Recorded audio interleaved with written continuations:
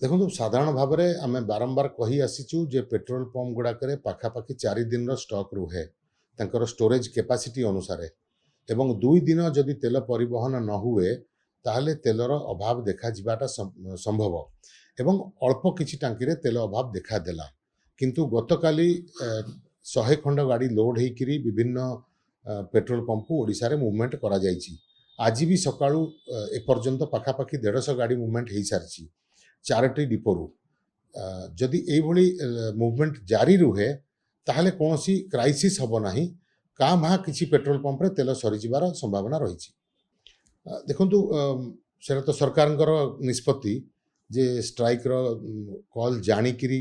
को भली पदक्षेप नेबे सेटा तांको ऊपर अछि बा कोन नेही थिबे से आमे जहा सुनिछु जे प्रथम दिन रे ही मीटिंग करिसंती सरकार ड्राइवर महासंघ सहित मीटिंग रे प्राय सबु कथारे सहमति मध्य होईछि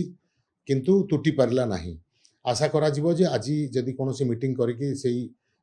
कथाटा को फाइनल तुटै देई परिबे साधारण लोक हैरान हेबेनी आउ जदि तैल कथा कहवा ताले तैल परिवहन निश्चित एफेक्टेड होईछि आउ आज जदि स्ट्राइक कॉल ऑफ होबा दरकार जदि स्ट्राइक कॉल ऑफ न हुए निश्चित एफेक्टेड रहिबो। आलोचना निश्चित यही विषय ही हम जे कौन परिस्थिति रही केते तेल गच्छित रही पेट्रोल पंप गुड़ाक एवं केते तेलर मूवमेंट होती असुविधा कौटी अच्छी ड्राइवर माने रिपोर्टिंग करुँच कि करूना बा कौ जगार कौटी ब्लॉकेड अच्छी कि गाड़ी मूवमेंट हो पारुनी कि यही सब विषय कथा हम।